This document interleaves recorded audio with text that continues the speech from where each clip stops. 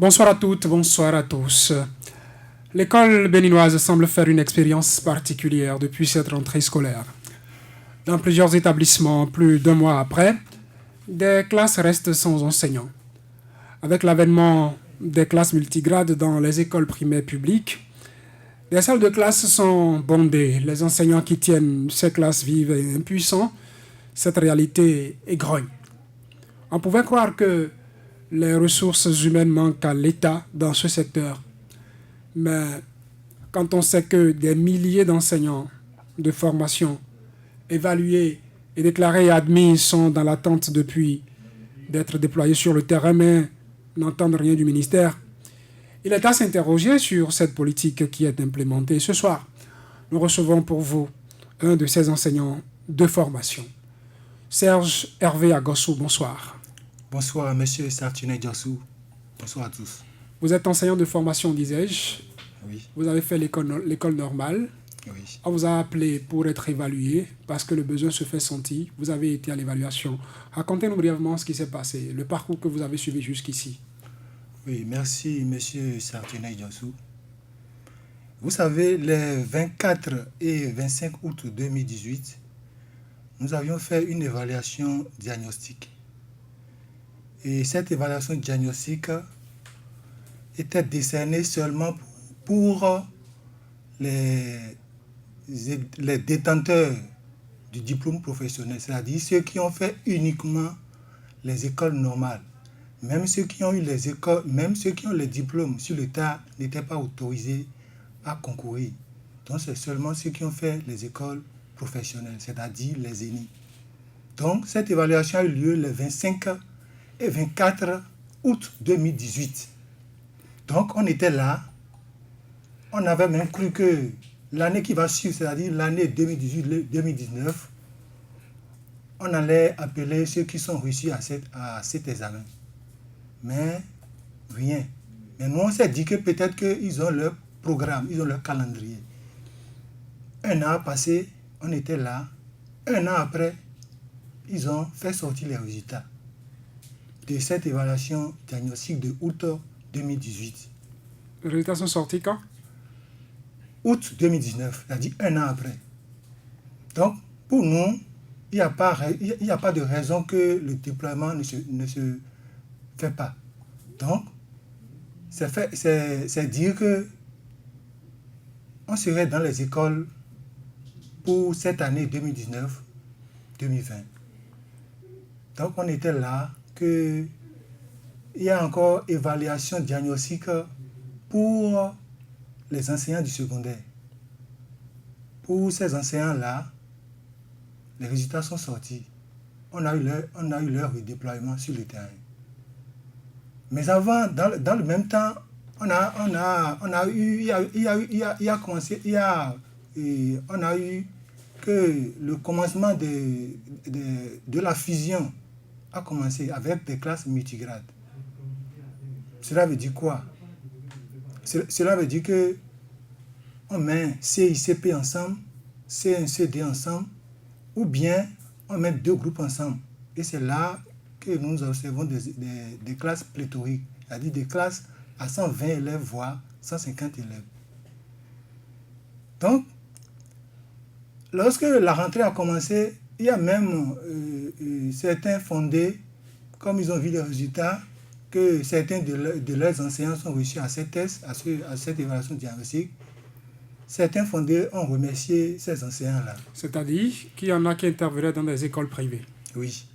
Et que parce qu'ils sont admis pour cette évaluation, les fondés ont dû se séparer de les fondés de ces écoles privées. De ces écoles. Parce que lorsqu'il y aura déploiement, ces enseignants vont partir. Là ils vont laisser le vide dans leurs écoles. Ils ont très tôt pris les précautions. Voilà. Et même, certaines personnes ont même déposé leur démission, a dit quitte à laisser la chance à leurs frères qui ne sont pas reçus à cette évaluation diagnostique. Donc ils ont déposé leur démission. Parce que pour eux là, c'était sûr que cette année-là, il y aura le redéploiement de ces enseignants qui sont reçus. Donc on était là, septembre est passé, on est déjà à plus d'un mois de la rentrée et aucun signe. Quand vous voyez dans les classes, c'est que ça fait pitié. Vous allez voir un enfant qui sort qui sort de sa maison, dont la maman l'a habillé avec un bon sac, belles chaussures, et que cet enfant-là va en classe faire tête comptable. Ou bien, on voit leur programme. Qu'est-ce que vous appelez tête contre table? C'est que tête comptable, c'est que les enfants qui sont dans ces conditions sans maître, ils bavardent. Ils bavardent dans leur classe. Et lorsqu'ils bavardent dans leur classe, le maître qui est à côté, ou bien le directeur qui est à côté, pour que le bruit ne le gêne pas, ils disent à ces enfants-là, tête comptable. Et les enfants c'est que les enfants mettent leur tête sur la table. Et ils ne doivent pas broncher, ils ne doivent pas bavarder. Donc, il y a même certains qui dorment avec tête comptable. Avec un lundi matin, les enfants qui sont joliment habillés, qui vont à l'école. Et même des fois, certains enseignants, pour occuper ces enseignants-là, ils leur donnent les leçons au tableau seulement. C'est-à-dire, on voit le calendrier, on voit leur emploi de temps. Et on voit maintenant aujourd'hui, par exemple, ils ont civisme, ou bien ils ont ES et géographie, et on écrit la leçon au tableau, sans expliquer. Et les parents, quand les enfants reviennent à la maison, on voit déjà que l'enfant a déjà son cahier chargé, l'enfant a déjà une leçon ou bien 2 leçons dans son cahier. Donc, c'est-à-dire qu'ils écrivent, ils apprennent à l'école, alors que c'est des leçons recopiées au tableau. Ou bien même, je ne vous livre aucun secret, on a même des collègues enseignants qui sont dans ces classes-là. Je prends par exemple, le collègue il m'a confié ceci. Il dit, lui, il est à 120. Et qu'est-ce qu'il fait dans sa classe? Il dit que dans sa classe-là, il divise le nombre en 3. Et lorsqu'il divise le nombre en 3, ça fait déjà 120 divisé par 3, ça fait déjà 40. Et lors des devoirs journaliers, il prend les 40 là, il fait le devoir avec ces 40 là, il corrige leur cahier. Cela veut dire quoi? Vous savez, les inspecteurs ou bien les CP, quand ils viennent dans une classe, la première des choses, ils vont prendre les fiches, et la deuxième chose, c'est le cahier de devoir journalier. Donc lui, il divise la classe en 3 et il fait le devoir, proprement dit, dans le cahier de devoir de la classe, et les 80 restants font leur devoir dans le cahier de maison ou bien dans un cahier de brouillon. Donc cela veut dire qu'il n'y a pas un suivi. Dites-nous, vous êtes combien à être à cette évaluation? Combien en sont sortis? Au départ, on est un peu plus de 20 000. 20 000. 20 000 enseignants ont participé à cette évaluation diagnostique. Sortis des écoles normales. Sortis des écoles normales. Et des 20 000, combien étaient admis? Un peu plus de 5 000. Un peu plus de 5 000. Oui. Et aucun des 5 000 n'est déployé sur le terrain. Aucun des 5 000 n'est déployé sur le terrain à l'heure où je vous parle. Est-ce que vous avez mené des démarches vers l'autorité de tutelle, le ministère des enseignements maternels et primaires, pour savoir le sort qui vous a réservé, ce qu'on compte faire de vous? Est-ce que vous avez mené cette démarche-là, totalement? Oui, nous sommes allés vers le ministère. D'ailleurs, il y a même une rubrique, ou bien une rubrique que le ministère des enseignements maternels a mis en place, c'est que il y a des questions-réponses. Il y a des questions qu'on pose. Et le ministre répond à ces genres de questions. La fois dernière, le ministre a répondu à ces genres de questions. Et lorsque vous voyez donc le ministre, par rapport à ces genres de questions, en 1 minute déjà, sur le problème des normaliens retenus dans la base de données, ou bien sur le problème des aspirants, en 1-2 minutes déjà, il a déjà fini. Alors que lorsqu'il s'agit, par exemple, des cantines scolaires, vous voyez l'éloquence dans laquelle le ministre s'exprime. Ce sont des mesures sociales. Voilà, c'est bien. On ne refuse pas. Mais je vous dis, M. Sartunet Diossou, si vous prenez 10 parents d'élèves et vous leur posez la question de savoir, est-ce qu'il veut les cantines scolaires ou bien il veut que les enseignants soient dans la classe et donner un enseignement à leurs enfants, je vous jure. C'est au-delà de tout un parent d'élève sur le plateau. Louis Châtenay, voulez-vous que vos enfants aient à l'école pour les cantines, en tout cas, aient droit aux cantines scolaires ou aux enseignants? Je crois que les enseignants d'abord. Les Parce que enseignants les cantines, d'abord c'est parce pour que maintenir les enfants à tout à l'école, au fait, cas où à la maison c'est pour et tout ça. maintenir les enfants Mais à maintenir les l'école. enfants à l'école sans Maintenant, enseignants, c'est pas la peine, voilà. C'est pas la peine parce que vous maintenez les enfants là, mais il n'y a pas un éducateur, il n'y a pas un enseignant pour les encadrer, pour leur dire ce qu'ils doivent faire. On parle de tête comptable, voilà, des terminologies qu'on développe après, juste pour penser la plaie, pour gérer la situation. Mais je pense que le malaise, ou sinon le problème est un peu plus profond parce que vous avez vu ce qu'on a constaté avec les aspirants, ceux du secondaire. Il a été difficile, on a déployé les gens sur le terrain, oui, mais comment le déploiement a été fait? Il y a des enseignants ou des chefs d'établissement qui ont reçu plus d'aspirants ou de professeurs qu'il n'en fallait, ou de moins on veut peut-être 5 dans une discipline, on envoie 10 ou 15, on veut peut-être 3 en anglais ou en histoire géo, mais on envoie 0. Enfin, il n'y a personne qu'on envoie, quoi. Et donc, voilà la situation. Aujourd'hui, il y a eu un problème. Or, vous savez que dans l'enseignement primaire, c'est le système, je dirais, un peu plus complexe. Il faut peut-être un peu plus de précautions. C'est vrai, ils ont composé, a-t-il dit, en 2018, en 2019, les résultats étaient déjà disponibles, mais les responsables n'ont pas peut-être eu n'ont pas anticipé pour déployer ces enseignants-là. C'est effectivement un fait. On peut déjà se poser des questions. Pourquoi il y a ce manque-là sur le terrain? Pourquoi l'école béninoise aujourd'hui a besoin d'enseignants? Et il y a des gens qui ont passé un test et on ne les déploie pas sur le terrain. Bon, je crois que non seulement cela nécessite des implications, il faut également, vous avez vu tout ce qui s'est passé avec ceux du secondaire, je le disais tantôt, il a fallu à un moment donné dire que c'est l'ANPE. L'ANPE, entre-temps, il y a des rumeurs qui ont dit l'ANPE a démenti comme quoi c'est pas, les enseignants ne seront pas à sa charge, mais finalement l'ANPE, on a confié ces aspirants-là à l'ANPE. Donc il y a eu beaucoup de choses, il y a eu beaucoup d'agitation. C'est vrai que la machine n'a pas encore véritablement pris. Il y a beaucoup de choses encore à faire. Il n'y a pas à faire parce que quand on regarde un peu les conditions dans lesquelles les évaluations ont lieu, parce qu'il ne faut aussi pas l'oublier, les enseignants, ceux qui étaient déjà là, on avait voulu une évaluation de refus ou de boycott en boycott.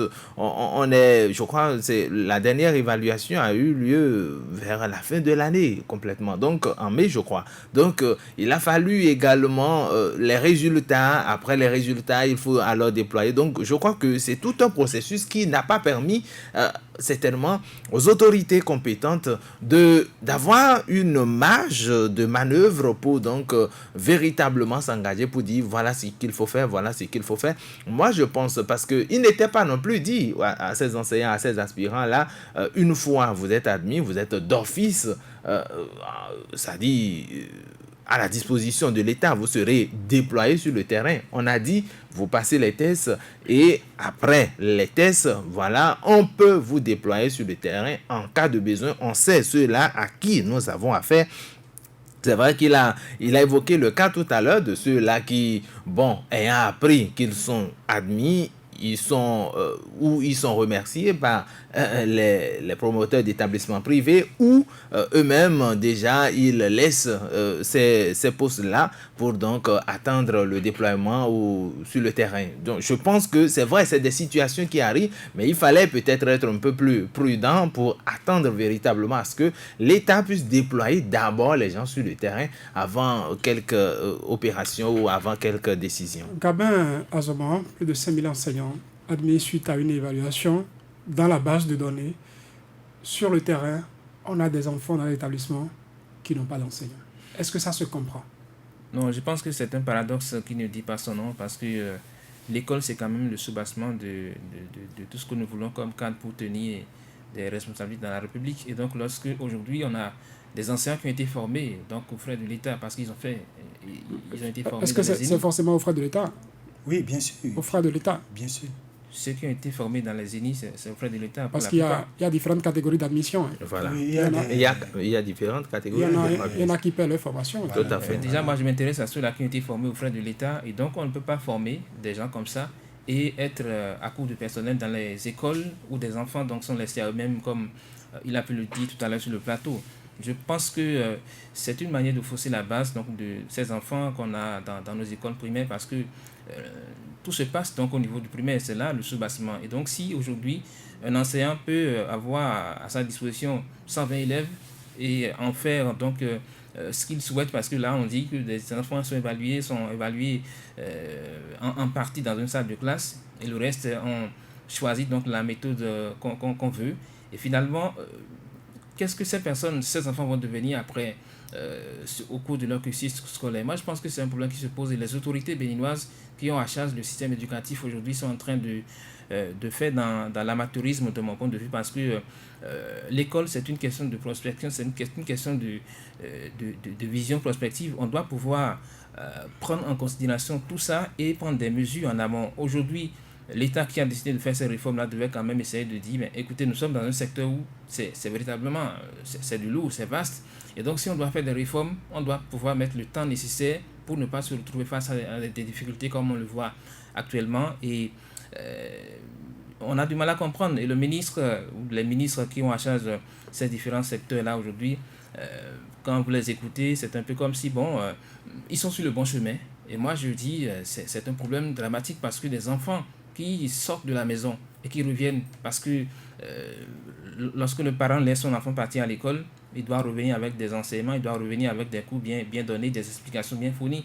On dit que les cours sont donnés sur le tableau sans explication. Moi, je crois que tout ça doit pouvoir inspirer les autorités qui ont à charge de l'éducation pour qu'on puisse prendre d'autres mesures parce que si l'école est en train de faire faillite, mais il faut qu'on le dise pour que véritablement on sache que désormais c'est seulement les privés qui vont prendre en charge toute l'école béninoise parce que là, ceux qui sont dans les privés aujourd'hui sont bien suivis, suivent les cours, ont des enseignants, mais dans le même temps, ceux qui sont publics sont lésés, donc par endroits sur le territoire. Et donc moi je pense que il est important que les autorités puissent repenser autrement la situation de l'école pour trouver la solution, la formule adéquate parce que si rien n'est fait, c'est un peu comme ce qu'un enseignant me disait, on va assister peut-être à une école blanche, une année blanche qui ne dira pas son nom parce que nous sommes déjà dans le mois d'octobre, bientôt novembre, nous serons en janvier. Une année blanche qui serait quand même validée parce qu'il n'y a pas eu grève. Il n'y a pas eu grève. À partir du moment où l'enfant n'a pas suivi le quota horaire qu'il faut pour pouvoir valider, on va dire, comment on appelle? Ou une formation au rabais, vous pensez? Oui, l'enseignant doit remplir une masse horaire au cours d'une année donnée. Et donc, si ce n'est pas le cas, aujourd'hui, le temps qui est perdu là, comment on peut rattraper tout ça? Il faut essayer de voir tout ça également. Et donc, finalement, si les choses se mettent en ordre, c'est qu'on va mettre de côté tout ce temps qui est passé, on va faire du colmatage et puis finalement, les enfants seront lésés donc, dans leur parcours. Et je pense que cette question doit préoccuper beaucoup plus que ce que nous constatons aujourd'hui où on a la tête à la politique pour ne pas penser aux choses réelles qui concernent le développement de la cité. Monsieur Serge Hervé à Gossou, Loris disait quelque chose tout à l'heure. Quand vous subissiez le test, est-ce qu'on vous a parlé de recrutement après? Oui. On a utilisé le terme recrutement. Recrutement, parce qu'en 2018, lorsqu'on allait à cette évaluation, je rappelle que nous avions fait 2 jours et 4 matières. Or, contrairement aux autres, c'est seulement un seul jour que nous faisions, avec une matière ou bien 2 matières. Et contrairement à cette évaluation, nous avons fait 2 jours et 4 matières. Cela ne suffit pas à évaluation. Est-ce qu'on vous a dit formellement, cela ne voudrait pas dire que c'est un recrutement, est-ce qu'on vous a dit formellement qu'à l'issue de cette évaluation, vous serez recruté? Parce qu'il y a le nom base de données qui sort. Et quand là on dit base de données, c'est qu'on veut se constituer des réserves dans lesquelles on pourrait aller puiser après quand on en manquerait. Oui, je suis d'accord avec vous, M. Sartinet-Yossou. Mais dites-vous que les enseignants du primaire sont aussi les Béninois. C'est comme les enseignants du secondaire. Il y a une base de données au niveau du secondaire. Mais lorsqu'il y a un manque, l'État a fait le ministère des enseignements secondaires a fait le redéploiement de ces professeurs. Maintenant, au niveau du primaire, on voit que le besoin est là. Le besoin est là. Le besoin, c'est même criard au niveau même du primaire. On devrait même penser au primaire avant de penser au secondaire. Parce que c'est le sous-bassement. C'est le sous-bassement au niveau donc du primaire. Parce que quand on laisse le primaire et on va au secondaire, ça va s'écrouler. C'est comme si on fait une dalle. Ça va s'écrouler. Il n'y a rien à faire. Donc, le problème qui est là, c'est de s'occuper du primaire d'abord. Vous savez, les enseignants qui sont sortis... Parce qu'il faut dire d'abord, parce que chaque sous-secteur avec son ministre, c'est pas parce que ce ne sont pas les enseignants du primaire qui iront enseigner au secondaire. Et l'année scolaire, elle commence le même jour pour tout le monde. Chaque ministre peut s'occuper de son sous-secteur. Oui, monsieur Sartinet, chaque ministre va s'occuper de son sous-secteur, je ne refuse pas. Mais c'est que tout le monde est d'accord qu'il y a un manque d'enseignants. Tout le monde est d'accord qu'il y a un manque d'enseignants. Maintenant, pourquoi ne pas recruter ces enseignants qui sont reçus? Et je vous dis, pour nous là, pour ceux qui sont reçus à cette évaluation-là, ce n'est pas les aspirants. Hein. Là, il faut que je puisse faire cette démarcation-là ici. Ce n'est pas les aspirants, c'est les non-maliens, c'est-à-dire les gens qui ont eu à faire des écoles professionnelles, qui sont sortis. Donc, ce n'est pas ceux qui veulent maintenant faire l'enseignement, non. Je vous dis, moi qui suis ici, j'ai eu à faire, par exemple, l'ANPE 2 fois. Une première année, et j'ai fait renouvellement. C'est-à-dire, j'ai fait... les programmes de volontariat. Le programme de volontariat, voilà. Donc, on ne peut plus me dire que je suis aspirant, qu'il y a des aspirants. Des gens qui ont eu leur diplôme depuis 2011. Il y a des enseignants. Il y a des enseignants aspirants qui ont fait des écoles professionnelles. Et qui ont fait 10 ans dans la vacation. Ils sont rentrés dans des écoles professionnelles, on ne peut plus dire que c'est également des enseignants. Bon, ils sont sortis des écoles professionnelles avec les diplômes. Aujourd'hui, on les appelle aspirants. Donc, acceptez le concept. Si on vous appelle aspirant, tant que vous n'êtes pas encore dedans, vous aspirez. Donc, c'est un peu ça. Mais ce que je veux encore dire, M. Sadine Dessou, c'est que quand vous allez dans les écoles, vous allez voir qu'il y a des salles de classe qui sont fermées. Il y a des salles de classe qu'on a construites à grands frais. Et je passe par ce canal pour remercier ces grands donateurs, à savoir la Fondation Claudine Talon, la Fondation Adjavon, qui font beaucoup pour l'école. Les salles de classe qu'on a construites à grands frais, pas manque d'enseignants, sont alors fermées. Que à la jeunesse, c'est parce que l'établissement a exprimé le besoin bien sûr, que ces fondations se sont portées. Bien sûr. Donc, à eux pour cette construction, pour ces genres de construction. Bien sûr. Vous allez voir, quand vous rentrez dans ces écoles-là, ces salles de classe-là sont fermées parce qu'il n'y a pas d'enseignants. Et vous allez voir, c'est que le directeur, il prend bien soin de la classe de CM1. Donc, s'il n'y a pas, c'est que lui, sa prière, c'est d'avoir au moins 4 enseignants. Lui s'occupe de la classe de CM2, il met un enseignant au CM1, maintenant, il le met CICP ensemble, CICD ensemble. Parce qu'il sait que l'année prochaine, le CM1 viendra au CM2. Et il sait qu'au CM2, s'il n'y a pas le résultat. Voilà, donc il sera déchargé. Donc, il fait de telle sorte que le CM1 là doit avoir un seul maître. Maintenant, le CICP, le CNC2, elles peuvent mourir, ces classes-là. Voilà, donc vraiment, c'est un véritable problème. C'est un véritable problème qui se pose, M. Sakri Dessou. Et c'est en ça que nous interpellons le gouvernement. Parce que ici, maintenant, je suis venu ici vraiment pour parler au président Patrice Talon. Vous allez voir. Vous écoute. Vous allez voir. Depuis la Russie. Bien sûr. Vous allez voir, vous savez... Je ne vous fais pas également dire qu'il y a des réformes qui se font. Je vous donne un exemple. Si vous prenez par exemple la réforme de la sécurité, par exemple, je suis dans un quartier, par exemple, il y a des expatriés qui viennent la nuit et les occupants ne dorment pas. Certains occupants ne dorment pas. Quand eux là, ils reviennent à la maison, ne dorment pas. Il a fallu qu'une dame qui reste dans la maison fasse le numéro 166. Je vous dis, dans les 5 minutes qui ont suivi, la police républicaine était là. Et c'est silence radio. Cela veut dire que les réformes sur le plan sécuritaire, ça a marché.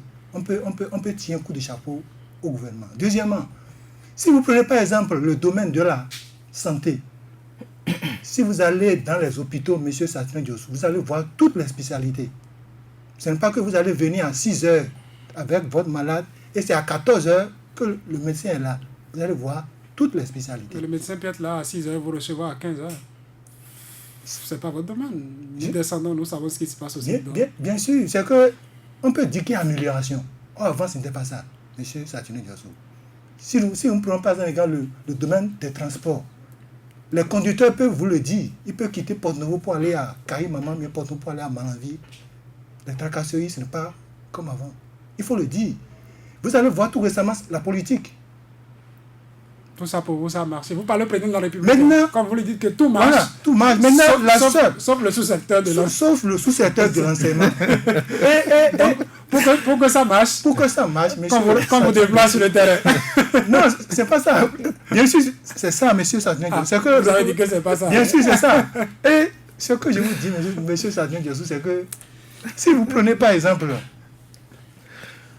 le domaine de l'éducation, vous allez voir que c'est ça là qui ne marche pas. Et c'est par rapport à ça que nous disons au président que lui-même n'a qu'à prendre en main ce secteur-là. Parce que si jamais... Il n'a qu'à faire du ministre de l'enseignement maternel et primaire, du ministre de l'enseignement secondaire, des ministres délégués. Bon. Si jamais... Il doit l'être déjà. Hein. Si jamais, vous savez, monsieur Satin Dios, si jamais ce secteur-là marche, et que surtout le secteur de l'enseignement, du ministère des enseignements maternels et primaires, si ça marche, je vous dis, le PBI aura donné une mention honorable avec ses félicitations au président de la République. Oui, Satilé-vous, avec tout ça, avec ce qu'on décrit là, ce que décrit notre invité, quel est le résultat qu'il faut espérer? Parce que ces jours-ci, on entend des gens dire, dénoncer ce qui se passe aujourd'hui dans nos établissements, pas seulement dans les écoles primaires publiques, également au niveau du secondaire. Avec ça, quel est le résultat qu'on peut attendre, qu'on peut espérer déjà? D'abord, j'aimerais dire quand même à l'invité que c'est mieux quand même, ou il serait quand même bon de parler du sous-secteur de l'éducation, puisque c'est de ça que... C'est sûr voilà. Les praticiens de santé qui sont à l'écoute ne seront pas d'accord avec lui. Voilà, c'est ce que je veux dire. Les agents de la police républicaine, ils ne seront pas non plus d'accord, puisque j'écoute également plusieurs. Il y a beaucoup qui se confient donc à moi et ça c'est pas aussi rose que ça. Bon, donc je reviens à votre question. Qu'est-ce qu'on peut attendre? Je sais que, sinon je me dis en tout cas que les ministres, que ce soit de l'enseignement maternel et primaire ou du secondaire, ils sont conscients de ce qui se passe. Ils savent ce qui se passe. Ils savent que l'école béninoise traverse ses mauvaises heures ou ses mauvais jours. Ils le savent. Ils savent également que il y a beaucoup de choses à corriger, tout au moins pour la rentrée qui doit venir. Ils savent également que les résultats de cette année, sinon, c'est parce que l'autorité ne peut pas sortir pour dire, écoutez, effectivement, nous avons commis une erreur, on a péché en procédant à une évaluation peut-être de dernière heure, en manquant, ou c'est-à-dire en ne prenant pas des dispositions pour déployer les enseignants sur le terrain, pour éviter les classes multigrades ou pour fermer des groupes pédagogiques. C'est parce que l'autorité, quelque part, ne veut pas se jeter cette pièce, c'est tellement qu'il ne l'a pas encore fait. Sinon, ils savent ce qui se passe en fait sur le terrain. Mais il faut également comprendre le processus, parce que lorsque nous parlons de ces enseignants-là qui ont été formés, parce que il l'a rappelé tout à l'heure, c'est des gens, c'est vrai, qui ont fait l'ENI, c'est vrai. C'est des gens qui sont également, qui sont formés aux frais de l'État, comme le dirait Gabin Azoman, c'est vrai. Mais il faut également reconnaître que non seulement, il y a une première chose qu'il faut déjà prendre en compte, c'est ce que déjà cela peut coûter à l'État. Lorsque vous vous engagez également dans ces projets, lorsque vous vous engagez dans ces recrutements, il faut comprendre qu'il y a un coût nécessairement. Et je veux encore aller plus loin pour dire que le gouvernement, en faisant déjà cette évaluation diagnostique aux enseignants du primaire ou aux aspirants, c'était une menace pour les enseignants qui sont déjà tout au moins les reversés de 2008 en question.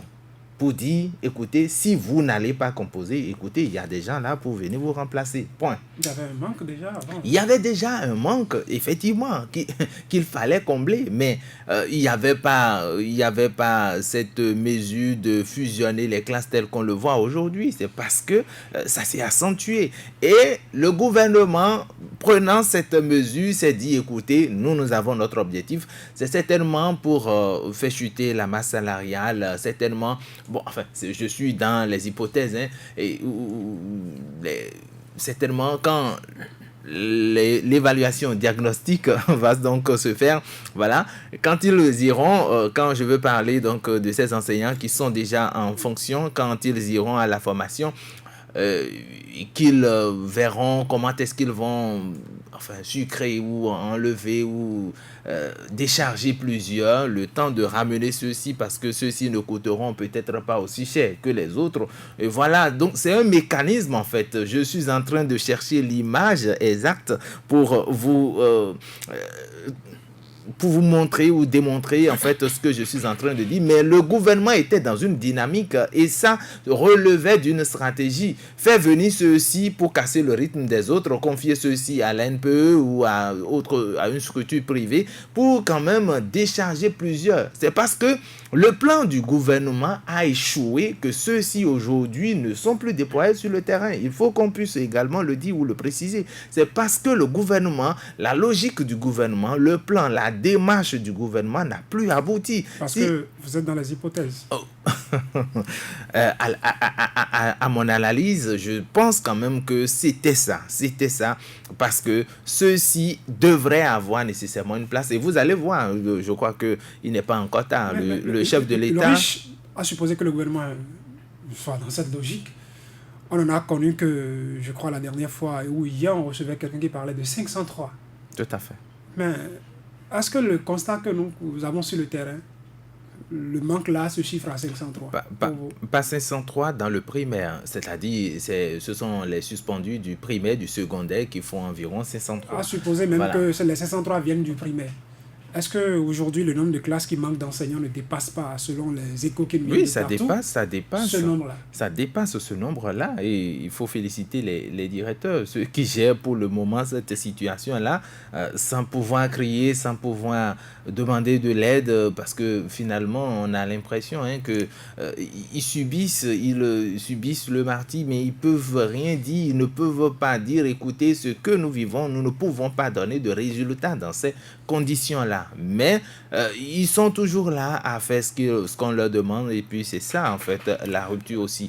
Mais il faut reconnaître que sur le terrain il y avait déjà un manque. Ceux-ci pourront être déployés, peut-être d'ici là le ministre serait en train d'y réfléchir. Gabriel Azomo, le mal peut-être dans tout ça, c'est que ces enseignants qui sont en situation, qui vivent ce martyre dont parle Ulrich Chateauneuf, qui vivent ces effectifs pléthoriques, les directeurs d'établissements qui n'en peuvent plus, ont du mal à se confier. On a eu à faire un plateau hier ou d'autres jours on a souhaité en avoir, mais ils ont peur de parler. Dans ces conditions, est-ce que ce n'est pas l'avenir de ces enfants-là qui sont sacrifiés? On fait pour plaire au gouvernement, puisqu'on nous a demandé de faire, on s'y met, tant pis pour le résultat. Pourvu qu'au CM de l'examen, qu'on puisse avoir un résultat pour sauver son poste. Oui, avoir peur de se confier, je pense que ce n'est pas maintenant que ça a commencé, parce que même dans le rang des hauts cadres, dans le rang des universitaires, les gens ne se prononcent plus sur des questions. Maintenant, ici, c'est quand même l'école, c'est de ça qu'il s'agit. Donc, lorsque des enseignants qui ont même des directeurs d'établissement qui ont reçu des cahiers de charges, oui, je pense que ces personnes doivent être à même de relever ici et maintenant les difficultés qui se posent pour que l'autorité puisse apporter la solution ou la thérapie qu'il faut. Maintenant, si on ne parle pas et qu'on craint peut-être des représailles, moi je pense que on est en train de sacrifier comme ça l'avenir des enfants, parce que effectivement, figurez-vous un instant quand on nous dit que des enfants vont dans une salle de classe et que l'enseignant décide de les évaluer de façon partielle parce qu'on prend quelques-uns qu'on évalue, on laisse les autres sur le carreau, mais c'est l'avenir qui se joue là, parce que et tout ça, on aurait pu quand même bien penser cette réforme-là, parce que quand on fait une réforme, soit elle passe comme il est à la poste, ou bien ça échoue. Mais ici, on constate très bien que la réforme n'a pas encore pris. Je ne veux pas dire que ça a échoué, mais finalement, qu'est-ce que l'autorité dit pour s'expliquer par rapport à ça? Parce que si on était dans un contexte où on a un parlement au point, on aurait pu avoir une question orale qui serait adressée au gouvernement pour qu'on puisse quand même nous expliquer effectivement qu'est-ce qui se passe, qu'est-ce qui bloque au niveau du ministère de l'enseignement primaire pour qu'on puisse avoir des enseignants à disposition pour les écoles. Parce que c'est quand même un droit qui est consacré dans la Constitution, le droit à l'instruction. Et donc aujourd'hui, quand des enfants n'ont pas d'enseignants dans les salles de classe, je pense que c'est une manière de violer leurs droits, de violer la Constitution et en temps utile. Et si on était dans un état sérieux, on allait parler de scandale parce que l'école... finalement, on est en train de clochardiser. Sans oublier qu'il y a des établissements dans les localités où les parents d'élèves ont dû prendre leurs responsabilités et recrutent des enseignants communautaires qu'ils paient. Et je pense que j'ai été témoin d'un cas. Mais pas plus tard que ce matin, j'ai rencontré une directrice qui m'a dit dans son école, mais écoutez, elle a chez elle, c'est encore mieux, elle a un enseignant qui manque et finalement c'est la formule qui a été trouvée et recruter donc quelqu'un comme ça pour s'occuper de la classe. Et moi je me dis mais c'est des choses qui finalement auront de répercussions sur donc, le système, sur le rendement des enfants parce que les personnes qui ont été formées véritablement pour donner l'enseignement, si ces personnes ne sont pas recrutées et que on va coopter des gens comme ça. On peut se dire, qu'est-ce qu'on refuse? Si on dit désormais qu'il faut évaluer pour avoir des enseignants de qualité et qu'au même moment, des enseignants ne sont pas disponibles et dans les écoles, les parents d'élèves sont obligés d'appeler un individu qu'il a été évalué ou pas. Ça fait du même au même. Elle lui confie une classe. Donc finalement, la réforme qu'on a voulu faire, et on a conduit des gens comme ça de manière précipitée, et puis finalement, on n'est plus à même de recruter ou de mettre à disposition des enseignants qui ont été évalués, qui ont été retenus. Je crois que le problème, il est ailleurs. Il échappe à essayer de brosser. C'est tellement qu'il y a un problème de fond qui se pose qu'on n'a pas voulu donc nous dire de manière expresse. Et on est en train de faire du colmatage, on est en train de faire dans de l'à peu près. Et puis finalement, moi je dis, on aura certainement des enfants qui vont sortir d'une année scolaire avec des séquelles parce que finalement, lorsque vous faites 3 mois de vacances et que finalement vous ne renouez pas avec l'école de manière, c'est-à-dire dans le vrai sens du terme, et que vous devez rester à poireauter, à attendre un enseignant, finalement, ils vont désapprendre ces enfants-là. Donc, on ne sera pas surpris de savoir que finalement, on aura des enfants qui auront donc, j'allais dire, des connaissances, en tout cas au rabais, et finalement, ça fait donc le système éducatif qui prend un coup, ça fait la qualité de l'enseignement béninois qui prend un coup. Et donc, à ce niveau-là, il est important que l'autorité puisse quand même trouver la formule qu'il faut pour donc revoir la chose afin que les enfants puissent avoir désormais des enseignants dans toutes les écoles béninoises, même si c'est un enseignant pour 120 élèves, il faut quand même y aller pour qu'on puisse quand même se rendre compte de ce que les enfants ne vont pas aller à l'école, laisser donc les parents à la maison puis aller se reposer dans des écoles, encore que pour beaucoup d'enfants peut-être ne vont pas dans les salles de classe, qui seront donc en vadrouille dans les rues. Et tout ça, c'est des choses que les parents doivent avoir comme souci par ces temps qui courent. Et l'autorité doit pouvoir prendre conscience de la chose pour qu'effectivement la solution adéquate soit apportée pour qu'on puisse cesser donc de parler rien que de l'école béninoise, parce que depuis quelques mois, c'est seulement l'école béninoise qui revient donc comme sujet de manière récurrente dans les émissions. Serge Hervé Agosco, pendant ce temps, qu'est-ce que vous faites? Certains ont quitté les écoles privées croyant avoir décroché déjà leur sacre pour l'enseignement public et tout ce qui va avec. Et puis, ils ne sont pas appelés jusque-là. Est-ce que, pendant ce temps, vous êtes obligé de retourner dans ces écoles privées-là, attendant peut-être votre déploiement? Oui, merci, pardon. Monsieur Sartuné Jossovi, c'est vrai. Il y a ces enseignants qui sont à la maison, des pères de famille, des mères de famille, qui attendent, qui sont là avec leurs enfants, qui se disent que le ministère va faire le redéploiement comme le secondaire. Ils ne comptaient pas sur le ministère pour faire des enfants. Bon, vous savez,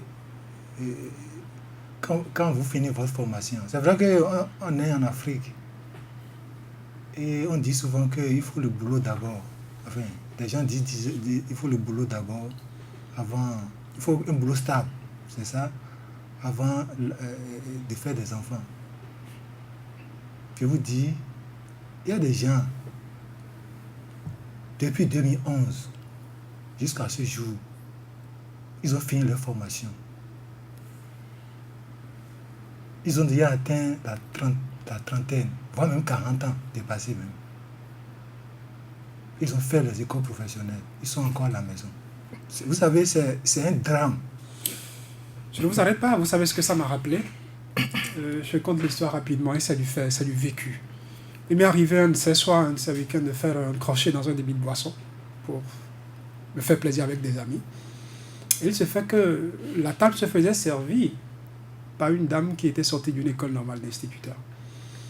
Et puis, les amis échangeaient avec elle, disaient, elle est sortie d'une école normale d'instituteur, elle était à la maison depuis des années, elle l'attend, elle n'a pas encore d'opportunité, puisqu'elle doit s'en sortir, elle a préféré en tout cas, ce qu'elle a trouvé, c'est d'aller servir dans les bars.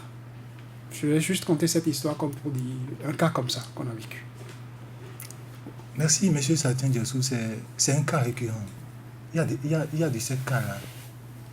Et lorsque vous voyez des gens, par exemple, lorsque vous me voyez, par exemple, si on disait que je suis au primaire, les gens vont refuser. Sinon, je vois des collègues. Sinon, en 2010, il y avait eu un concours que le gouvernement défunt a organisé. Et ce concours-là, on a eu à prendre tous ceux qui ont concouru. Même ceux qui ont été recalés ont été rappelés. Mais nous, on s'est dit, tiens, si c'est comme ça, puisqu'il y avait un manque en ce moment-là, en 2010, et si c'est comme ça, il faut que nous aussi, nous allions. Nous avions passé le concours. Et puis, nous sommes allés à Kandi, faire un an de formation. Nous sommes revenus maintenant... Aux frais de l'État. Aux frais de l'État. Nous sommes revenus ici pour faire la professionnalisation. Et juste là, on s'est dit maintenant que peut-être qu'après notre formation, on serait peut-être même dans la fonction enseignante, sans même concours. Mais juste là, ça traîne, juste là. Nous sommes déjà, je dirais, à la fin de cette émission. Je vais vous laisser passer un appel, si vous en avez. Oui. Vous avez déjà commencé par parler au président de la République. Oui. C'est sûr que vous allez vouloir lui parler encore. Bien sûr, M. Sadrine Diassou. Il semble que vous êtes dans mes esprits, là. Je suis dans votre cœur, comme on le dira. Bien sûr. Parce que je suis venu spécialement pour parler surtout au président de la République. Parce que j'ai l'impression que le problème dépasse le ministre. Oui. J'ai l'impression que le problème qui se pose au niveau de l'enseignement primaire dépasse le ministre. Vous avez quelques secondes. Monsieur le président de la République, à voir les problèmes qui se posent au niveau du primaire, je vous supplie de prendre en main ce problème-là. Nous allons faire quelques propositions. C'est-à-dire dédoubler les classes à effectifs de plus de 60 déjà. Parce que la masse c'est 40. L'effectif qui est déjà plus de 60, là, dédoubler ces effectifs dans les écoles. Séparer systématiquement les classes multigrades. Redéployer systématiquement les normaliens retenus dans la base de données. Vous savez, cette année, le thème de l'enseignement, c'est la qualité de l'enseignement. Or, maintenant, pour faire les ENI, maintenant, c'est le bac. C'est le bac. Si tu as le BPC, tu ne peux plus faire l'ENI. C'est le bac maintenant. Rapidement. Par rapport à cette formation, nous allons dire au ministre, s'il a des problèmes du nombre, il peut passer déjà par le détenteur du CAP. C'est-à-dire des gens qui ont le CAP et maintenant passer maintenant à ceux de CEAP. Et notre souhait, c'est qu'on puisse prendre tout le monde, c'est-à-dire tous les normaliens qui sont dans la base de données. Et enfin, je voudrais m'exprimer en fond, si vous permettez, parce que vous savez, le président, avec ses proches, il parle fond. Vous savez apparemment intégrer ce cercle une fois. Nous avons déjà dépassé le temps qui nous est imparti. Rapidement, parlez votre fond, en quelques secondes. Je vous le permets. Président Notre président aussi encore. Président Patrice Talon. Alors, allez, c'est votre. Le milieu, ni quelqu'un. Quoi le dire, Milo bi bien mieux, mais merci là bi bien mieux. Pour yo pauvre de lo classe les pour milo bi bien mieux. Nous minimiser problème là, nous merci de il merci de temps là, ni quelqu'un. Oyi merci là ça mais nous vilain. Et nous donc merci nous président. Nous merci nous merci nous. Moi je vous dis merci Serge Hervé Agosso d'avoir répondu à notre invitation. Merci Gamien Azoma, merci Louis Château. Merci à Mohamed Diamidi, je ne vais pas dire Thomas. Merci à Mohamed Diamidi pour la mise en œuvre, mesdames et messieurs, c'est tout pour cette émission. On se retrouve demain.